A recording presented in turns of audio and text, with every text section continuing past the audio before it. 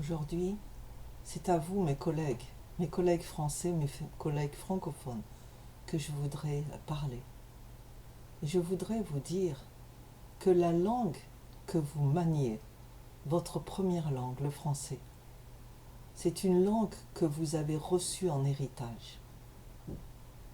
Est-ce que vous avez déjà vu quelqu'un jeter son héritage aux orties ou l'amener au crématorium pour le détruire?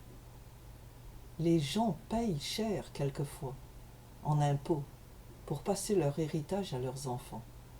Vous avez reçu une langue et aujourd'hui, les groupes de pression vous disent que votre langue ne vaut plus rien. Et je n'exagère pas. Aujourd'hui, mes collègues des universités françaises sont encouragés à non seulement apprendre l'anglais, mais le manier et même publier en anglais. La raison étant que si vous publiez en français, du moins c'est ce qu'on vous dit, votre lectorat sera limité. Et qu'après tout, la majorité des francophones ne sont pas intéressés à vous écouter. Pour gagner la globalité, pour appartenir à cette élite intellectuelle globale, il faut parler anglais. Et après tout, regardez donc la télévision, vous voyez que tout le monde s'exprime en anglais. Hein? Du Japon à la Chine, à la Finlande, quels que soient les pays, tout le monde commence à parler anglais. L'Union européenne parlait anglais en priorité.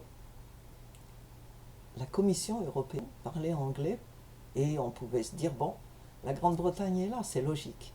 La Grande-Bretagne est partie de l'Union européenne. Et pourtant, on continue à parler anglais. Et il y a maintenant débat pour savoir si le français pourrait récupérer un petit peu de place. Pourquoi pas? Mais pourquoi aussi?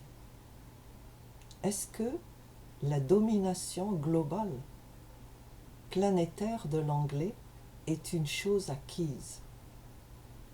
Et que si vous ne parlez pas cette langue, vous n'avez pas le mot de passe pour rentrer dans la caverne d'Ali Baba. Je voudrais vous faire réfléchir rapidement aux conséquences de votre abandon de la langue française. Et je suis bien placé pour en parler parce que je suis parfaitement bilingue.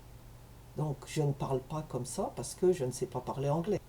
Of course I speak English. Yeah. So, quelles sont les conséquences? Premièrement, si vous parlez anglais et que vous publiez en anglais, vous serez lu par ceux qui parlent et qui lisent l'anglais.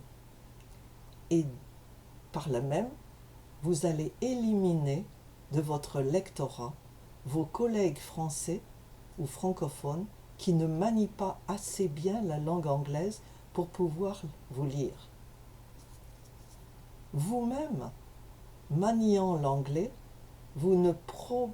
la majorité d'entre vous ne deviendront jamais parfaitement bilingues. Je suis devenu bilingue après quelques 50 ans d'une carrière internationale que je n'ai pas vraiment choisie. Je me suis retrouvée à l'extérieur et j'ai passé toute ma vie en territoire anglophone. Et c'est facile pour moi de comprendre l'anglais, de le manier, de publier en anglais comme en français. Mais la majorité d'entre vous n'appartiendront pas à ce genre de groupe. Et le résultat, c'est que quand vous publiez dans une langue qui n'est pas la vôtre, il vous manquera toujours les mots qui n'appartiennent, la quintessence qui n'appartient qu'aux locuteurs natifs de cette langue. Il y a une manière de parler anglais qui ne peut être parlée que par les Anglais, ceux qui ont tété l'anglais à la mamelle. Et donc, ça c'est la première conséquence. Après avoir bloqué vos publications à ceux d'entre vous, à vos collègues qui sont uniquement francophones, vous souffrez vous-même parce que vous ne pourrez pas écrire aussi bien que ceux qui sont nés en territoire anglophone et qui ont bénéficié de cette immersion. La troisième conséquence, c'est que vous niez le rôle international du français. Le français n'est pas la langue de la France seulement. Il appartient à la francophonie. Et vous ne voulez pas que la francophonie continue. En fait, si vous êtes français, vous devez être fier de votre langue. Ça fait partie de notre héritage. Ça fait partie de ce que nous sommes en tant que Français. Le jour où un Français ne parle plus français, il n'est plus vraiment français. La langue fait partie intégrante de ce qu'est un peuple. Les peuples qui abandonnent leur langue, et ils sont nombreux aujourd'hui, toujours pour les mêmes raisons, de vouloir à tout prix appartenir à la globalité, de toujours pouvoir converser avec le monde entier. Est-ce que vous avez pensé à tout ça? Vous ne pourrez jamais faire une compétition honnête avec quelqu'un qui manie la langue anglaise depuis l'enfance. Non seulement ça, mais qu'il a étudié à l'école et à l'université. Quand vous commencez à l'apprendre plus tard. Il est très très difficile de le faire. Et c'est une injustice vis-à-vis de vous-même. On se plaint que les peuples africains parlent aujourd'hui ou essayent de parler la langue de leurs colonisateurs. Les anglophones, les francophones, les lusophones essayent de publier, d'écrire et de s'exprimer dans une langue qui est pour eux la seconde, la troisième ou même la quatrième langue. Et on s'étonne qu'ils ne puissent pas faire une compétition équitable avec les autres sur la scène internationale. Mais c'est ce que vous êtes en train de construire pour vous-même. Je vous en prie, réfléchissez. Je sais, j'étais au Nigeria 25 ans, et pendant 25 ans, j'ai refusé catégoriquement de publier ma recherche en anglais.